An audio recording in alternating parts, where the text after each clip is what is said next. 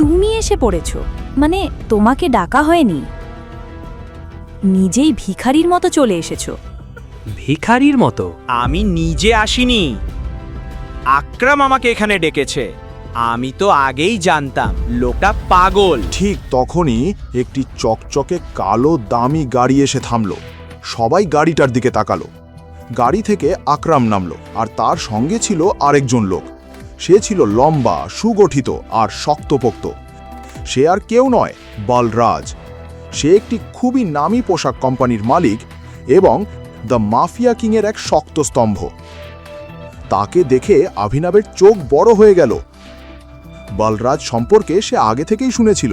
তুমি কি সত্যিই মনে করো আমার বলরাজজির সঙ্গে দেখা করা উচিত? সে তাকে ছবিতে দেখেছিল, কিন্তু ছবিতে দেখা আর সামনে থেকে দেখা এই দুটির মধ্যে আকাশ পাতাল তফাৎ। তার মনে প্রশ্ন জাগল, বলরাজ কেন তার সঙ্গে দেখা করতে চাইছে। এখানে কি হচ্ছে?